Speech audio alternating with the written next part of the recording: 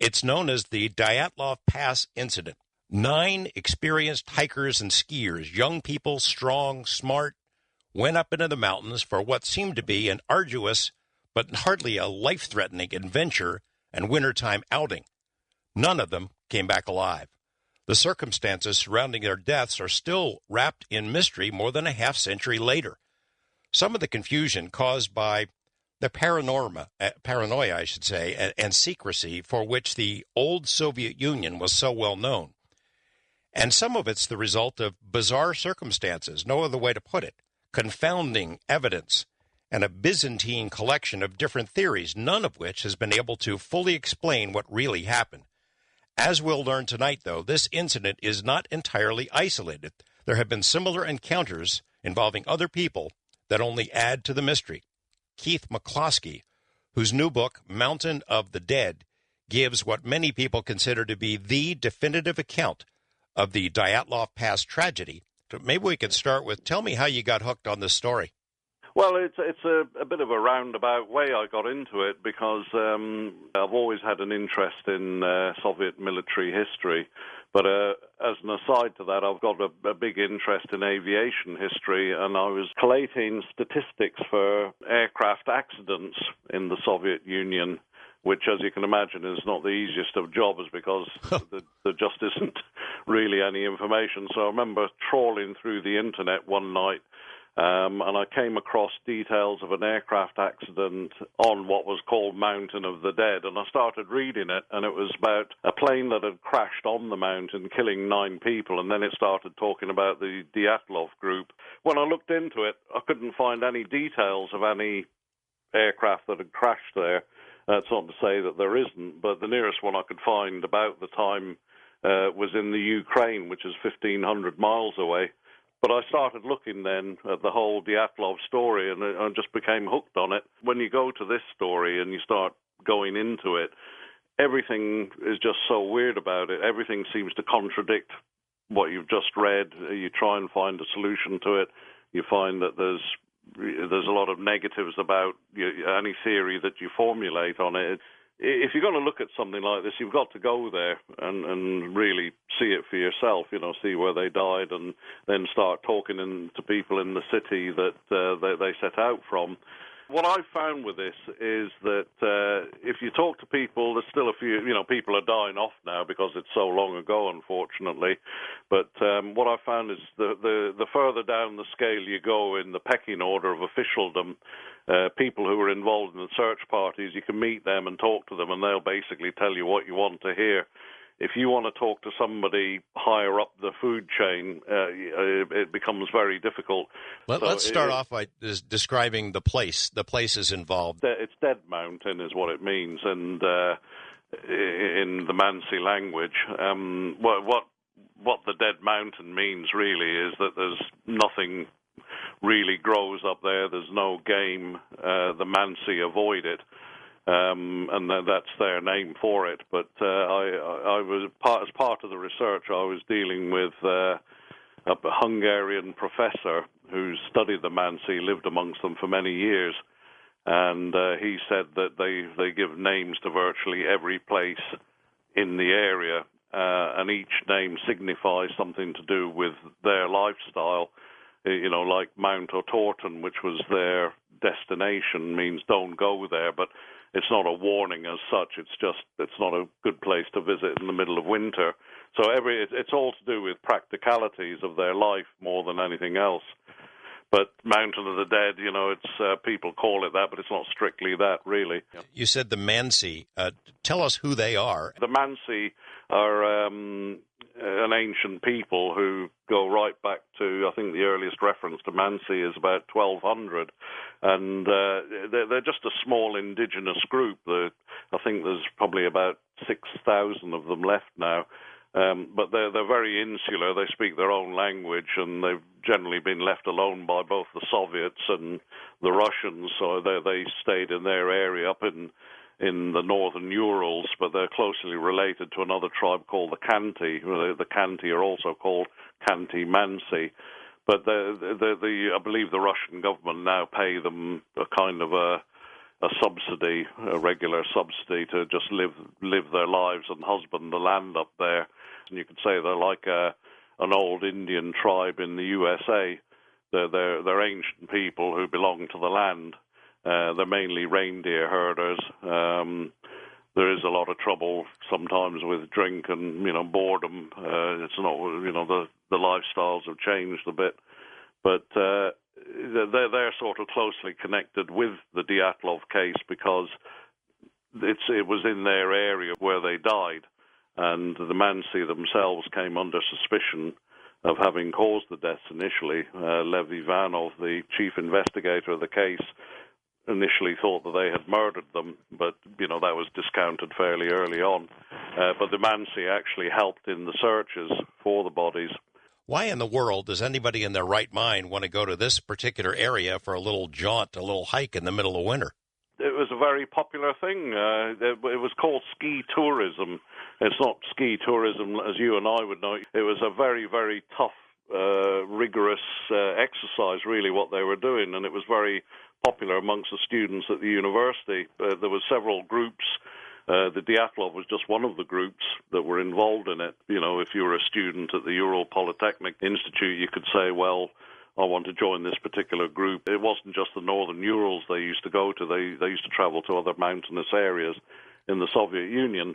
The thing is, as I've said in the book, that there was in the late 1950s in Russia, there wasn't a lot of outlet for young students, for entertainment, and for them it was a way of getting away from it all. It might not seem like fun, but they seem, Yuri Yudin, who was the survivor, who sadly is dead now, but he said it was just a test of their skills because it was not something that you could just do, get a pair of skis and a backpack and off you go. You needed to be extremely fit to be able to undertake what they were doing. Going uphill in skis in deep snow requires a great degree of fitness. It tested their orienteering and map reading skills, and it was skills really that was encouraged by the Soviet government because it could be used in military ways as well. Everybody in the Soviet Union had to do conscription in one of the armed forces, and it was viewed as something that was very useful for that. Describe the group. Well, Igor Dyatlov was the leader of the group. They had all been students at one point or another, with one exception. There was two females, Luda Dubanina and Zina Kolmogorova, both very principled, very big personalities, these girls. Luda Dubanina was sort of a very outgoing, outspoken personality. Zina tended to be maybe not as quite as outspoken as her, but a big personality in her own right. Amongst the males, apart from Igor Dyatlov, there was a guy called Semyon Zolotarev, who has attracted a lot of interest because he was 37 years old. He actually died on his 38th birthday. But he's viewed in a lot of ways as a kind of a mysterious figure because he was, well, in some ways, almost old enough to be the father of some of the people in the group. He was a lot older by 12 to 14 years. He had fought in the Second World War. He'd been involved in the front line. He had medals for close combat fighting. So, he wasn't what I suppose one would describe as a pussy or anything like that. He was a fearless sort of character because the fighting on the Eastern Front in the Second World War was absolutely hellish, and anybody to have come out of that with awards and actually fought on the front line was highly regarded. But his involvement in it is very peculiar because the rest of them were all in their very early 20s, and here's a guy who's almost 40. It didn't seem to make a lot of sense, and he wasn't a student. He'd been working as a guide and an instructor at various resorts. It was said he was a bit of a womanizer, and he was apparently had eyes for Zina, who was a very attractive girl. Her love interest was the leader of the group, Igor Dyatlov. When they found his body, he had a photograph of her in his pocket, but they were the love interest together, if you like. And, there was other guys in the group who, how shall we say, wanted a hit on her, and that's one of the theories as to what happened, although it's a bit of an outlandish theory. Two of the bodies were found to have hand injuries as if they'd been in a fist fight. One guy who showed evidence of having a temper. Krivonishenko, he had a highly volatile temper. Yuri Yudin, the survivor, had said he was actually quite a nice bloke and he had a good sense of humor. The two females thought he was one of the biggest bores they'd ever met. He had an opinion on every subject under the sun, but he was actually a highly intelligent guy, probably very highly strung, I'd say. But one night he had volunteered in the hotel that they stayed in, or the kind of a lodging that they stayed in overnight. He offered to sleep on the floor, whereas the others were all on the beds. And then later on, when they were in the tent, they suggested to him that he sleep near the entrance, and his temper just exploded apparently. It was an extremely violent outburst, and it had an effect on them all the next day because there was just a one-line entry in the group diary, and it seems to me that everybody suddenly became very wary of him. And the thing is, when people have a hair-trigger temper, as I say, in real life, you tend to tiptoeing on eggshells around them, I think. Let's start with the journey. You described the group. They leave for what will be, a 21 or 22-day trip? Yeah, 3 weeks approximately. The thing is, you had to allow for a bit of give and take in that because of weather conditions. The idea was that they would go and that the group leader, Igor Dyatlov, would send a telegram probably after they'd come out of the mountains when they reached, in inverted commas, civilization, just to let them know they were on their way back and their expected arrival date. They're not taking any booze. They don't have any iPads. They don't have any DVD players with them for entertainment. They're taking along a mandolin. That was their entertainment, basically, the mandolin, and several of the men in the group could play it. Zena asked to be shown how to play it as well. But they told stories. They chatted amongst themselves. They sang a lot. That was their entertainment. It was a hard life, it was a very basic life in those days, and these weren't the poorest of the poor in the Soviet Union either. These were all, whilst not, I wouldn't describe them as highly connected, but they were slightly up in the strata of Soviet society. They were all college students, all fairly well educated, so they weren't at the bottom of the rung in the Soviet Union. So they hop on a train, and where do they go? They went up to a town called Serov, and they had a bit of trouble there because, again, Krivonishenko, the one with the temper, he got arrested at the railway station and was taken to the police station because he started singing. But his character suggests to me that he didn't like the policeman looking at him and wanted to aggravate him in some way, so they hauled him off to the police station for disturbing the peace, basically, and he was released later on without any charge. Now, some people are wondering why the police were watching the group, but it seems to me Serov's a reasonably small town, and there's just provincial policemen with too much time on their hands looking at strangers, I think, was the problem. They got on a train, then they got on another train, then they got on a bus to take them up into the hinterlands, and somewhere along the way, one of their members gets sick and has to turn back. Yeah, that was Yuri Yudin. Yeah, he was actually suffering with nerve problems and radiculitis, it was called. And he managed to soldier on until the 28th of January. They were at an abandoned geologist village, and he felt that what had happened was that the journey they were in an open truck for part of the journey from Vizhai up to the woodcutters settlement, and it was freezing cold, and he thinks that the cold had basically aggravated his condition, but he wanted to go on to the abandoned settlement used by geologists because there was a lot of minerals around there. He wanted to collect samples. He'd promised the university that he'd collect samples for them in the area, and that's what he did that morning before he turned around and went back. And there was another member potentially of the party who missed the train altogether and probably doesn't regret not making it. No, his name was Nikolai Popov, nicknamed the Morose Fellow. So I don't know if he'd have been a great companion, but he was late to meet them to go to the station, and he decided against even trying to catch up with them, so he probably did himself a big favor. There would have been 11 members of the group in total. After Yuri Yudin turned back, there's a group diary and there's other diaries, and They made their way along the valley of the River Lozva. The weather started turning a bit towards the end, just before they started going up the mountain. They'd left a lot of their heavier stuff in a kind of a makeshift store. They were going up the mountain. They didn't want to take anything that was unnecessary. They only wanted to take what they needed, basically. So they left some food there, and the mandolin was left there, and a couple of other things, and then they started making their way up the mountain. But what I feel went wrong is why they were on that mountain in the first place, because it wasn't on their planned route.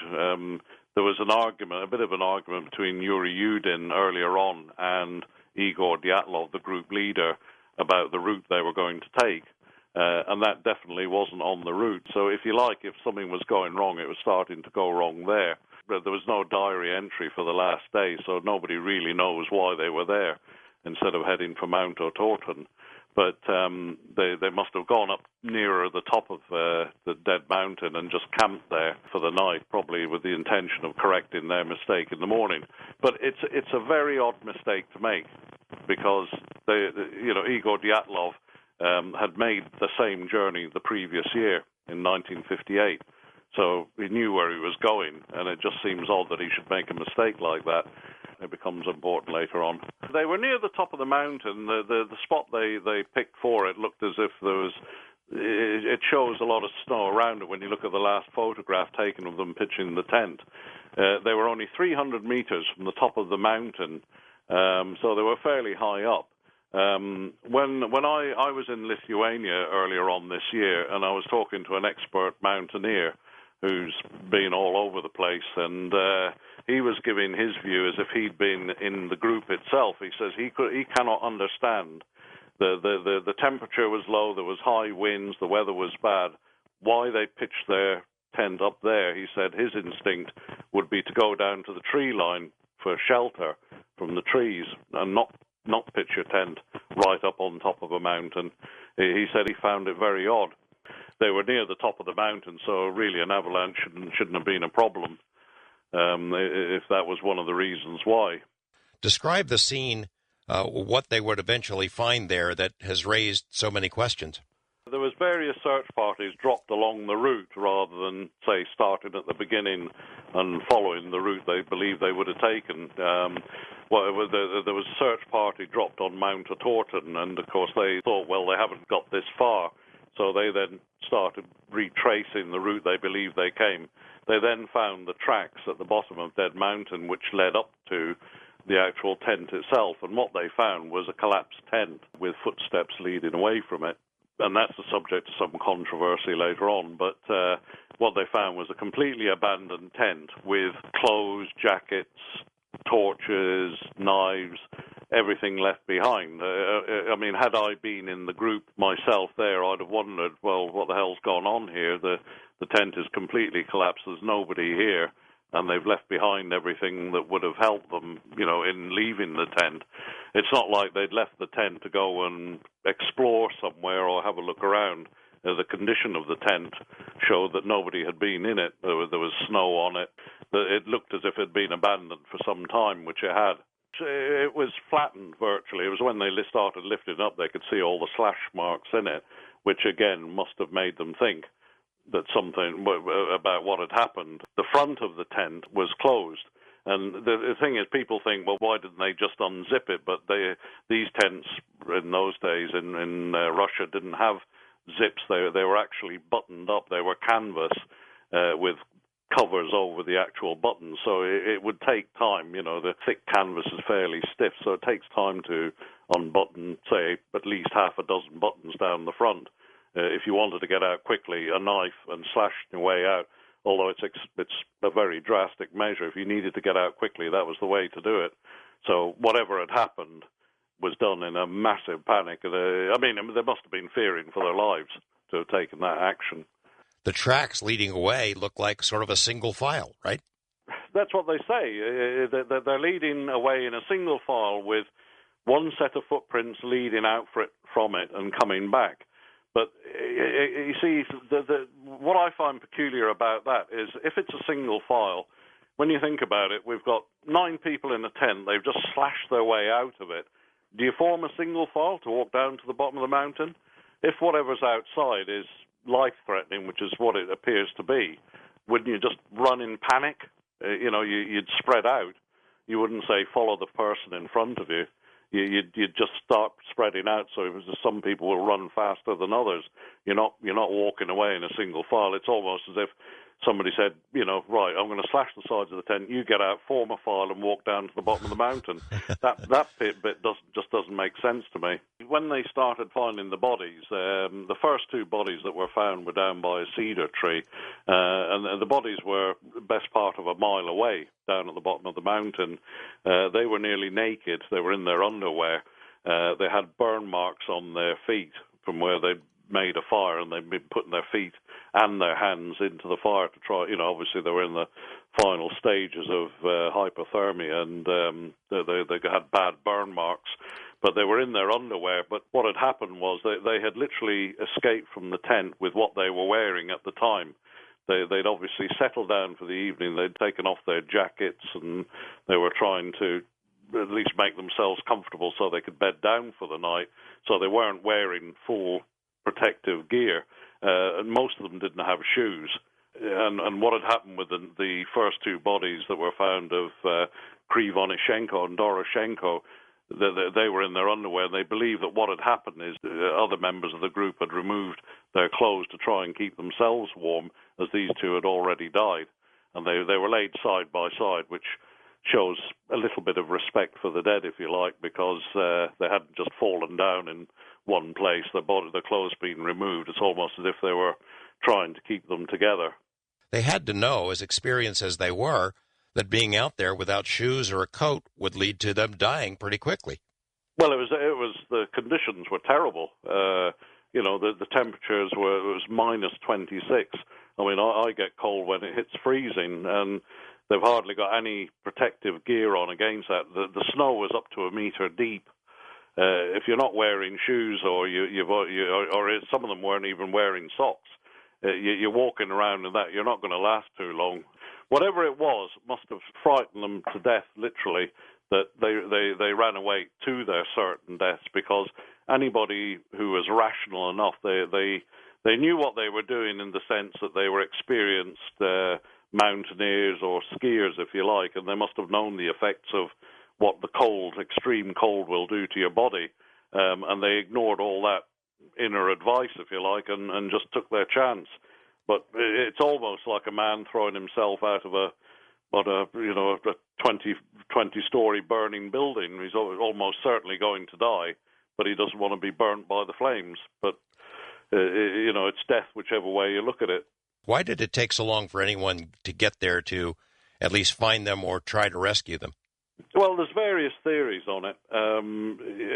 Part of the problem is that there was a slackness of effort, if you like, by the university. What they were waiting for was for Igor Dyatlov to send his telegram. There was another group that had gone up with them, led by a guy called Yuri Blinov. They separated. Blinov's group went his own way, and Dyatlov group went their own way. Blinov had sent a telegram back to say that they were on their way back, and there seems to have been a little confusion over that telegram being from Igor Dyatlov, because the head of the university, who later lost his job, said that he'd received a telegram to say they were on their way back, so people stopped worrying. So the Blinov group arrived back, and everybody said, started saying, where's Igor Dyatlov and his group? Eventually, what started happening was the relatives started complaining to officials in the local Communist Party, and it was then that something started to be done to push the university into doing something about getting search parties organized, and eventually the military became involved as well. Once the decision was made, there were several search parties organized, including what is believed but not proven to be a search party from the KGB as well. So eventually the sort of search was organized, and the search parties were dropped along at various points along the route to try and find them. But by this time, they've been dead for nearly a month. Do you have any idea how long they were outside the tent, but still alive? Well, interestingly, when I was with this mountaineer, I asked him what his opinion would be of how long they would last, and he said to me, probably no longer than 8 hours at the absolute maximum. Describe where the different bodies were found and what kind of conditions they were in, what kind of wounds they suffered. Again, this is a bit of an oddity in that they weren't all found together. The first two bodies that were found were by a cedar tree on the tree line, which was at the base of the mountain.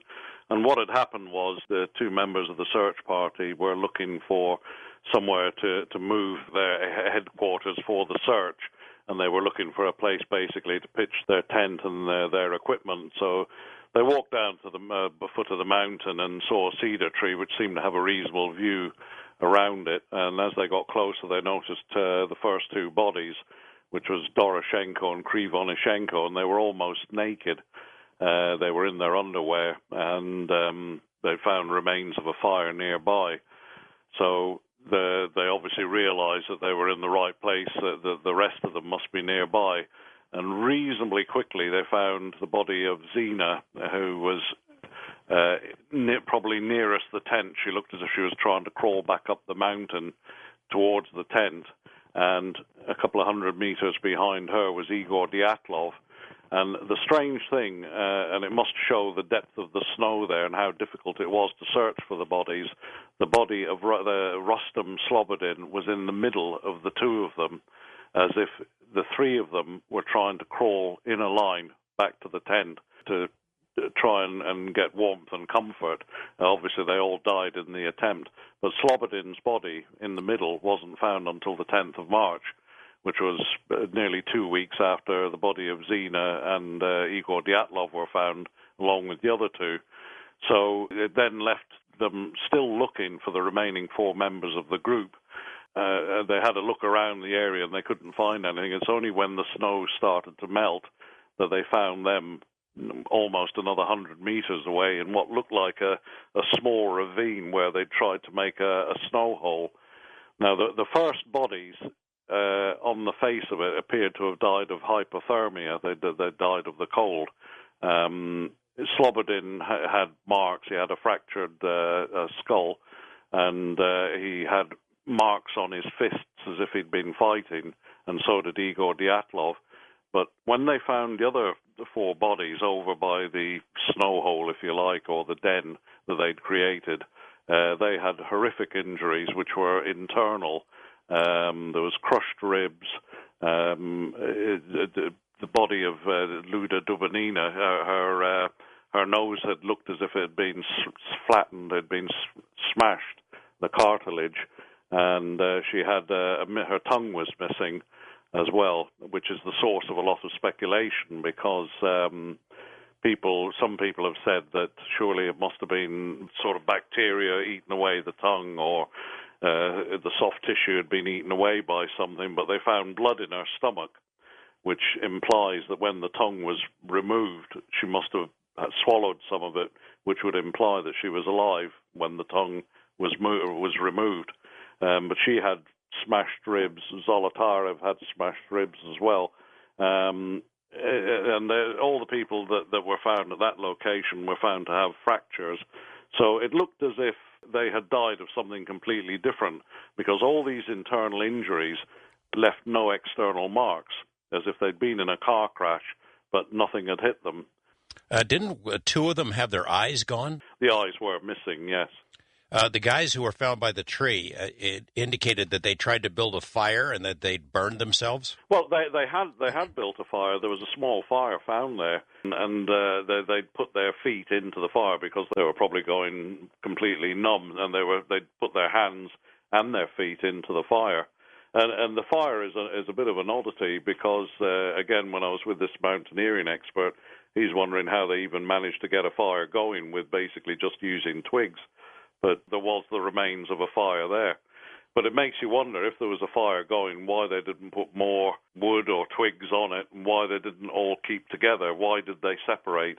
And why did the group that was 100 meters away in the den, if you like, why were they so far away, and why did they have such terrible injuries compared to the others? You said that there's evidence, too, that a couple of them tried to climb the tree? So there's two theories on why they were climbing the tree. One was they were going higher up to break off the smaller branches. They found skin on the tree where they'd obviously sort of rubbed against the bark and had torn some of their skin off. There was skin epidermis found on the tree. Another theory relates to what happened up at the tent, that they thought that they might have been climbing up the tree to see what was happening at the tent. Or to get away from something? Yes, yeah. It's just that where that tree was a good location because it gave you a good all-round view. So the higher up you went, the better the view you got. And there's a theory that they were believed to be climbing that to see if they could see what was happening up at the tent, bearing in mind it was night time. But then nobody knows what was happening at the tent, so if there was lights up there or anything, they would have been able to see that. And they found that some of the branches had been broken off higher up, and that with the skin on it. So they went up about 15 meters up the tree. Whatever it was that scared them kept them away from the tent. Well, it's possible with the bodies of Zina, Igor Dyatlov, and Rustam Slobodin. The three of them were actually looked as if they were trying to go back. Where their bodies were found, it was almost a straight line. They were still a long way away from the tent, but it looks as if they were literally dying at that point, and they realized they were dying, and it was a kind of a last-ditch attempt to make it back to the tent, where there was, even though they'd slashed their way out of it, and whatever they feared was there, they realized they were dying, and there was something there was food, there was drink there was blankets. They probably could have at least kept themselves warm, and whilst they might not have been able to repair the side of it, it would have been some kind of comfort for them to try and keep warm and maybe survive, but they didn't make it. The investigation itself was kind of a mess. All these searchers went up there, they found the tent and tromped around and probably destroyed or messed with a lot of the evidence. Exactly, yeah. I mean, that's... there was a Russian called Kisilov who went very thoroughly into the whole investigation and said that the whole business of a line of footsteps leading away from the tent is just nonsense, because once they'd found the tent, everybody converged on it. There was just footprints everywhere. People were pulling stuff out, and there was no attempt to try and keep it as it was when it was found, with nobody going anywhere near it. But you see, at that point, nobody knew they were dead.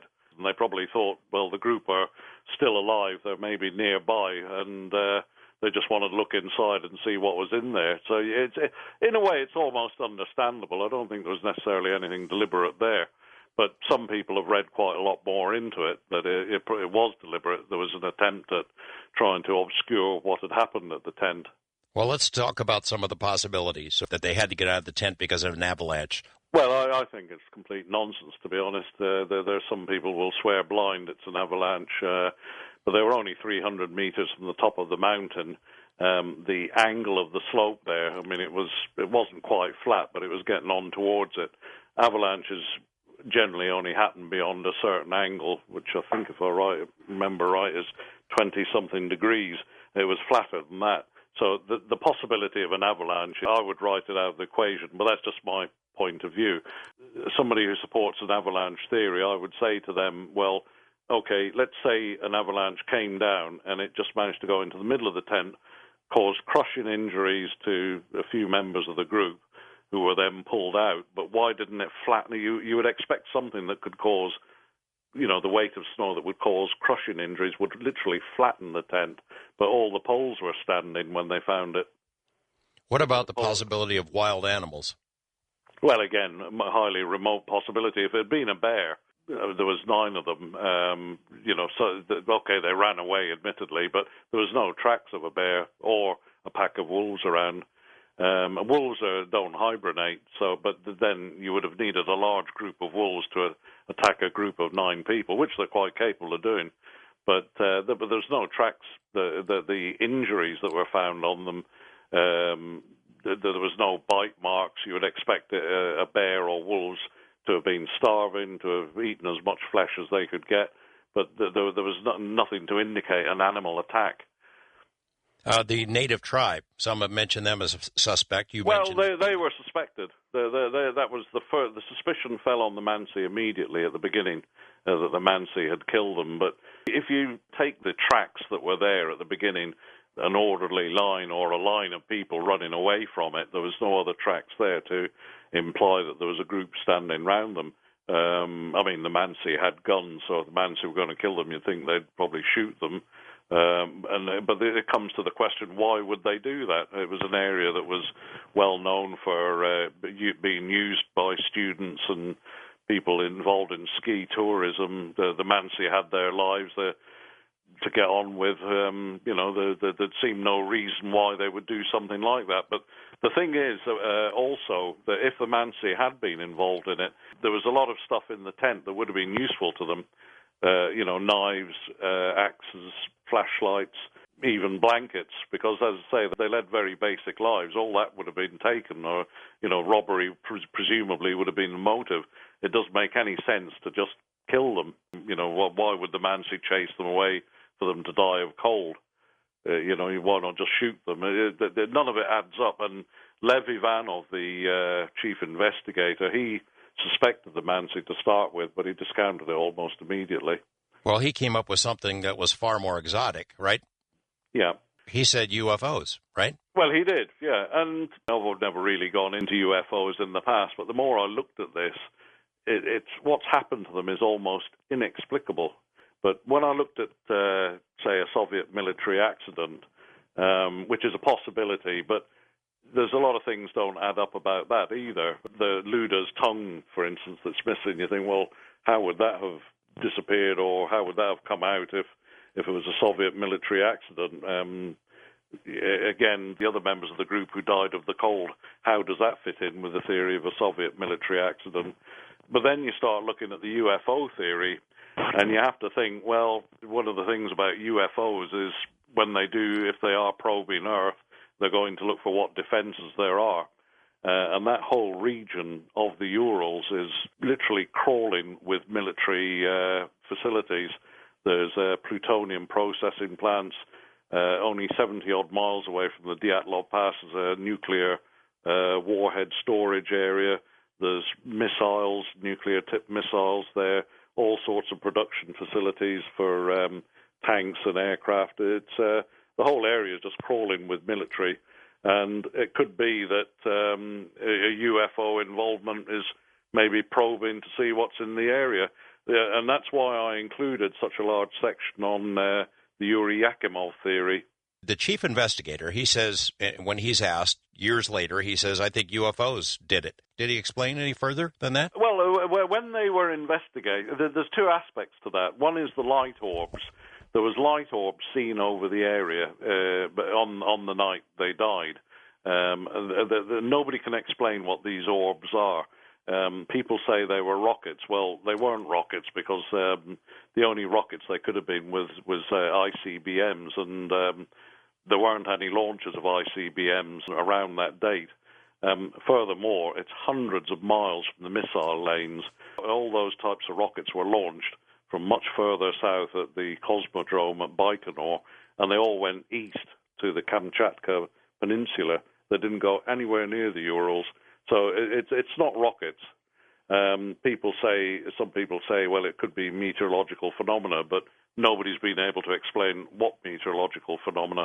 There was definite light orbs, and they were seen by members of the Mansi, and the military had seen them in the previous months as well. Other groups of hikers have seen them, and the light orbs that were seen the night they died were also seen by a group that was about 30 kilometers south of where they were.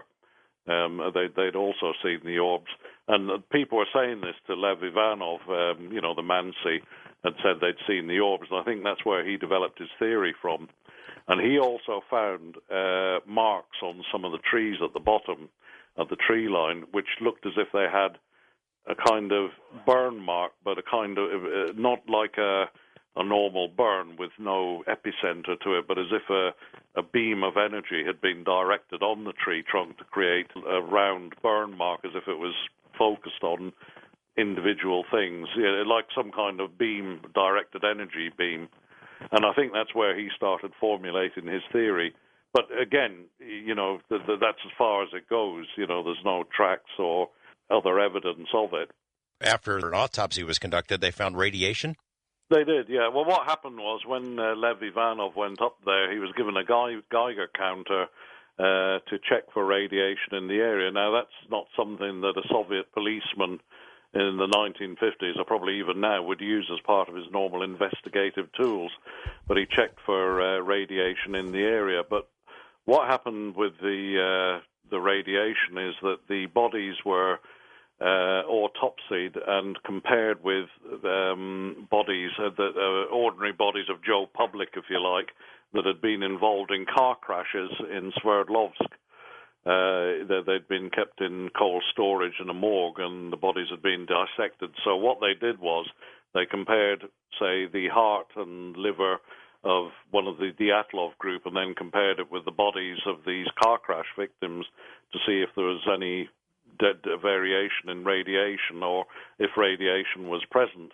But the way it was done was very weird because the bodies were all mixed up, at least the organs were. They didn't say this is the heart or this is the liver of Zina or Igor Dyatlov. It was just like this is sample A from the Dyatlov group and this is a sample from Joe Public who's died in a car crash. But some of the clothes of the group were found to contain levels of radiation, which, there's not really an explanation for that. One of the options that's been discussed, I guess, escaped prisoners. Yeah, well, that's possible. The nearest, there was quite a large gulag at Ivdel, which was only 75 miles away, but again, that doesn't make a lot of sense because there was two types of prisoners, which were political and criminal. The criminal, and they were all desperate, so they were quite capable of doing it, of killing people once they'd escaped. But the criminals tended to go to large cities where they knew other criminals and they could blend into the background. The political prisoners were reviled by everybody, and they would just try and escape if they could out of the Soviet Union, which was virtually impossible in those days. But the political prisoners had virtually nowhere to go. But again, it doesn't make a lot of sense that escaped prisoners would have done it, because if they'd escaped from, say, Ivdel, they would have been heading north, which is where it's, and into the mountains, which doesn't make a lot of sense because it's hard to survive if you haven't got the survival equipment with you. And had they killed the Dyatlov group, there was survival equipment there, but it was all untouched. If it had been them, they would have taken the knives and the warm clothing, the blankets, the torches, all that was left behind. So I don't really think it was prisoners. And it's just not a play. Why would you escape into the wilderness with 12-foot snowdrifts? Military. You mentioned that this area is honeycombed with different kinds of military facilities. The thing with the military is there's talk that it may have been U.S. Special Forces. There was a thing called the bomber gap in the mid-50s where it was believed that the Russians had far more bombers than the USA. And one of the options that was looked at was infiltrating U.S. Special Forces to watch the bomber airfields to see if they could probably virtually count how many bombers there were. But it was dismissed as being impractical at the time because, and apart from anything else, there weren't any Russian bomber airfields around that area. The other option is Russian Special Forces.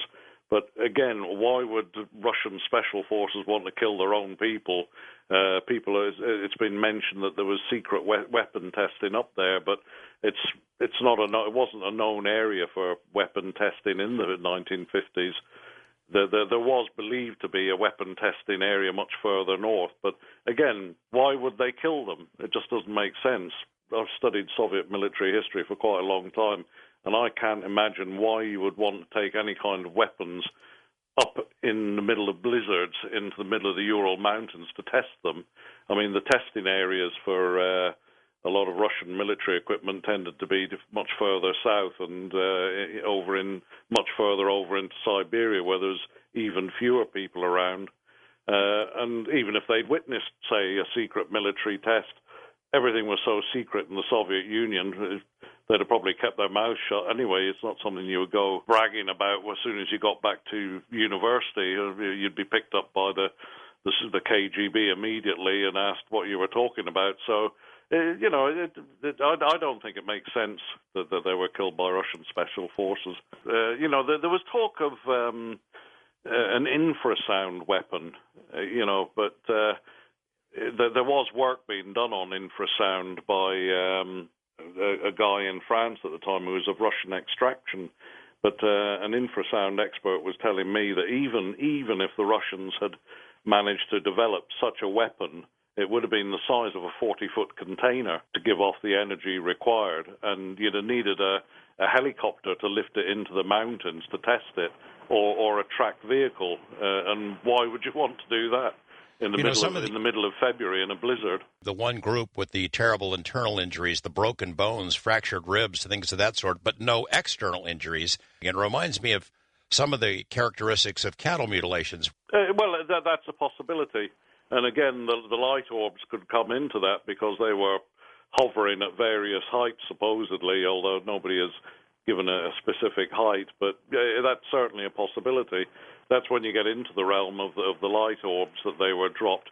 I mean, the other thing is that for those types of injuries, they could have been caused by a blast, because when I was in touch with somebody who had conducted autopsies on the London tube bombings here, on the underground.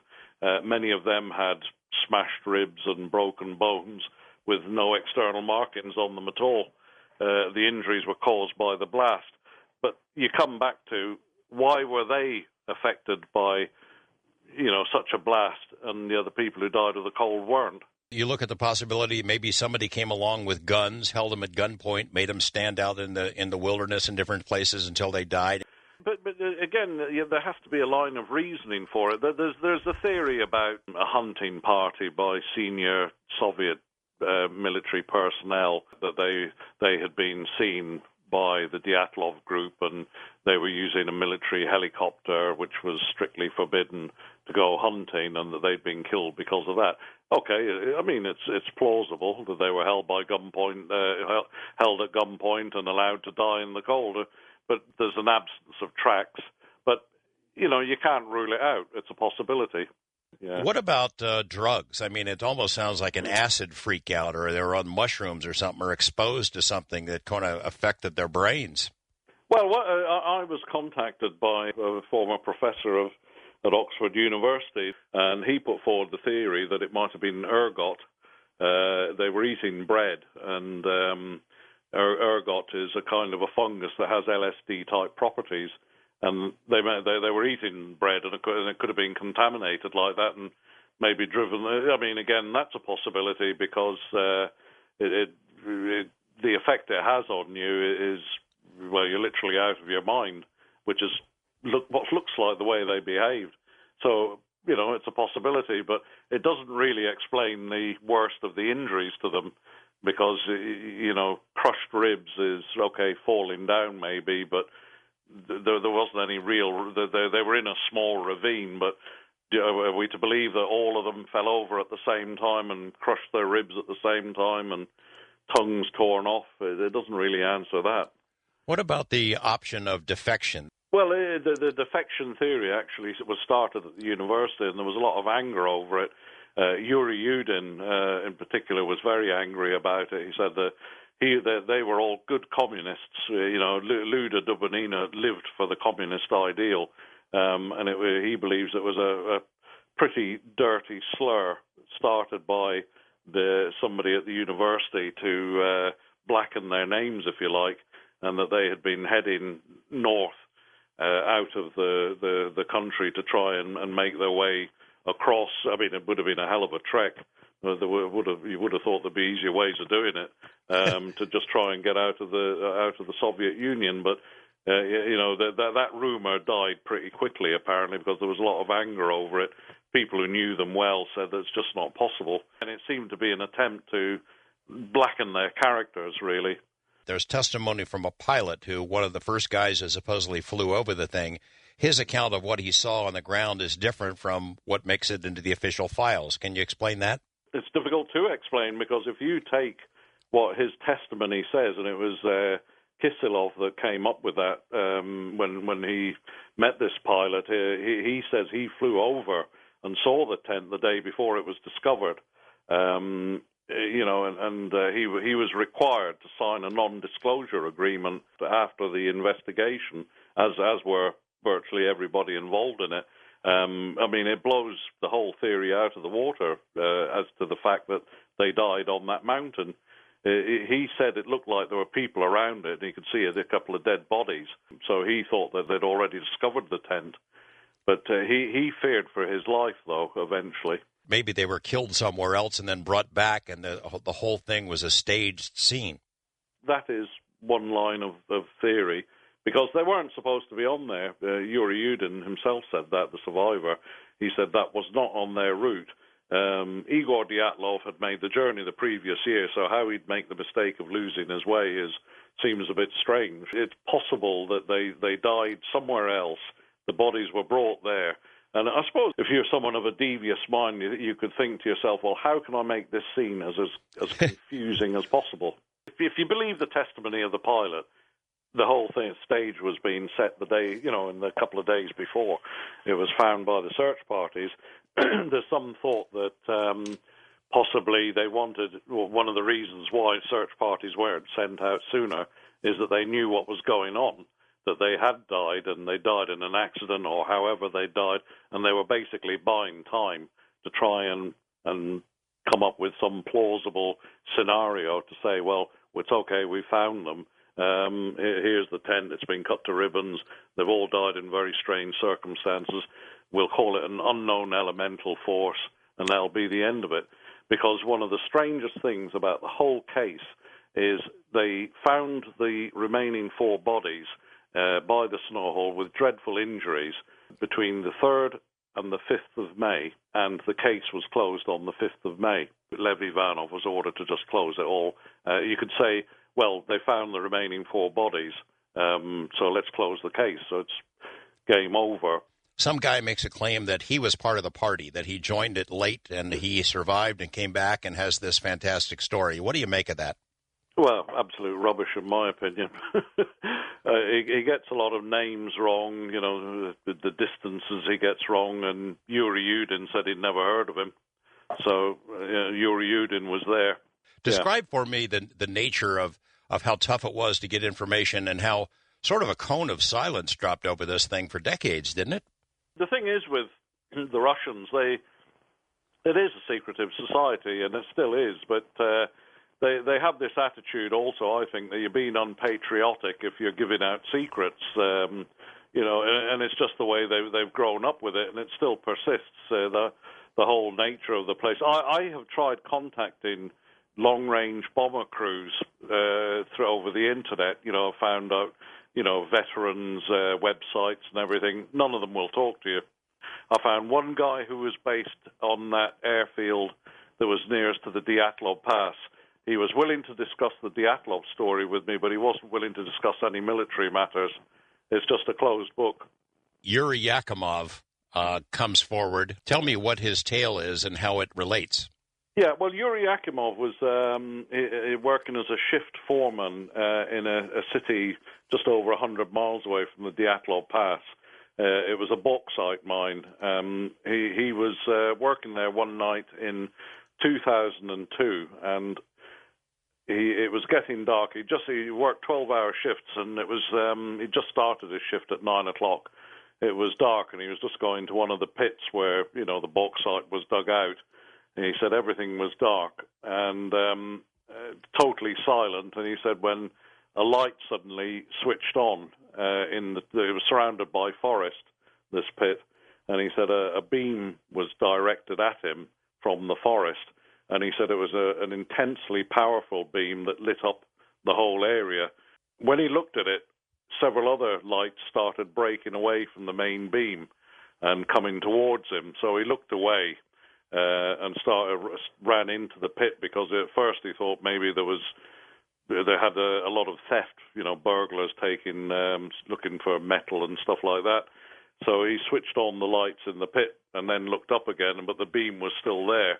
The lights had disappeared. The other lights had broken away. But again, the lights started appearing, spreading out from the main light and coming towards him. And he said it was like several people were running towards him holding halogen flashlights because they were jumping up and down and coming towards him. But the overriding emotion he felt was fear.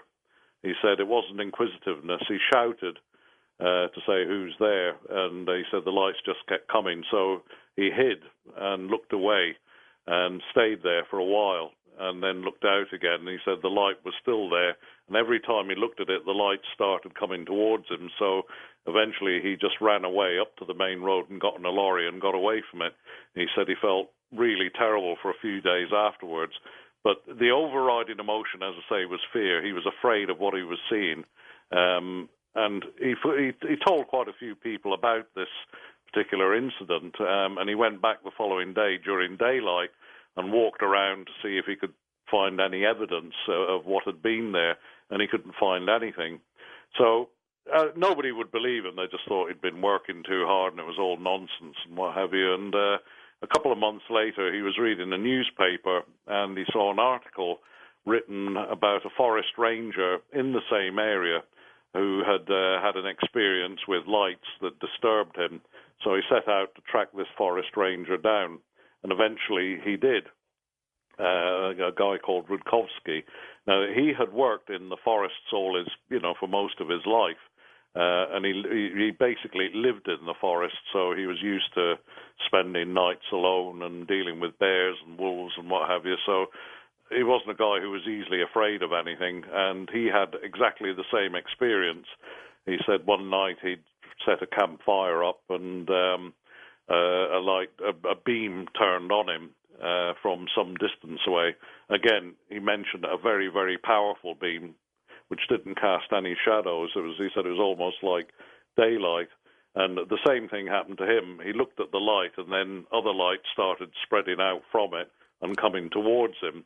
And he had a rifle with him, but again, his overriding reaction to the lights coming towards him was to get away from them. So he hid behind a log and stayed there. And then he heard a snapping sound after a while, as if like a giant electrical discharge, followed by winds, quite strong winds. And then when he looked up, the light had gone. So we waited till the morning, and then he went over to the area where the lights had been, and he looked around. And this guy Rudkovsky knew what to look for with tracks. You know, he could tell what birds had been around, or what bears, wolves, any type of animal. He couldn't find anything. He said it was just as if nothing had been there. But again, his overriding emotion was one of fear. He was afraid of what he was seeing and what it might do to him. So following on from that, Yakimov had got him to sign a sworn statement as proof of it. But Yuri Yakimov developed this theory that this is possibly what happened to the Dyatlov group, and he thinks that these lights may have had some kind of directed energy weapon, and that is what caused the worst of the injuries to the Dyatlov group, that the tent was possibly flooded with light. They didn't know what the hell it was, maybe thought there was some kind of military vehicle about to run them down, slash their way out. The worst of the injuries were caused by these directed energy beams at the people who were injured. The rest of them just ran away and died of the cold. I mean, it's a fantastic story, but I'm afraid when you look at it and everything surrounding the Dyatlov group in its way, it starts making some sense. The thing is, it ties in possibly with these light orbs that we're seeing. I mean, the last photograph on Igor Dyatlov's camera, people say it's overexposure, but if you look at it, it looks like a light coming down from above down towards the ground, is what it looks like, with nothing but blackness. So if it was taken at night, which it was, that would start making sense. You know, there's also the marks that Lev Ivanov found on the trees down by the tree line. He said that looked like burn marks without an epicenter, but as if a directed energy had hit one of the trees, as if this like a kind of an energy beam was being directed at specific things on the tree line, and it looked like a burn mark, but not any burn mark that you would be able to recognize because it was a circular shape and as if it burnt itself into the tree trunk. Where are you on all these possibilities that are considered? I always lean towards the Soviet military accident, if only because of the way people won't talk about it. The other odd thing about it is the criminal case was opened on the 6th of February, which is a week before they knew anybody was missing. If you open it a week before the telegram is even meant to be sent, you think, well, why would you open a criminal case if you think they're still okay? That doesn't make sense. What they've said is that it was a mistake, but, you think, well, it's a big mistake to make. Who opened the criminal case a week before the bodies or the people were declared? Well, Lev Ivanov was put in charge of it. He opened the case on the 6th of February, but he would have been directed to by people hired by the state prosecutor. Any indication that the students were involved in any kind of weird cult stuff or cult rituals or satanic stuff, that they might have been involved in something like that up on the mountain? Unlikely. I mean, okay. We have Yuri Yudin, who told us they were all good, straight, decent communists, which they appear to have been. I think that's probably maybe a bridge too far. But yeah, I was. Well, there was the other thing is that people say is, well, they were obviously all boozed up, but there was no booze, there was no alcohol. You don't go on something like that drinking, Yeah. Yeah. Did it make news back when it happened? Well, it was reported in the papers only as the deaths very briefly, but significantly, I went to the university and met people there, who'd been around at the time, and there was a lot of, it was big news in the city, but not reported in the media as such, but there was a lot of, a lot of anger, if you like, amongst the students. They have a thing there called Spring Day. It's now over 3 weeks long, but in May they have a kind of a thing where all the students, sort of celebrate spring, and it was stopped that year. There was a feeling that the students were, not necessarily going to riot, but there was a lot of ill feeling towards the government. They were also told on the days of the funeral to attend their lectures, which they didn't. Oh. I mean, there was, I wouldn't say quite as strong as anti-government feeling, but there was anti-authority feeling, if you like, especially amongst the students.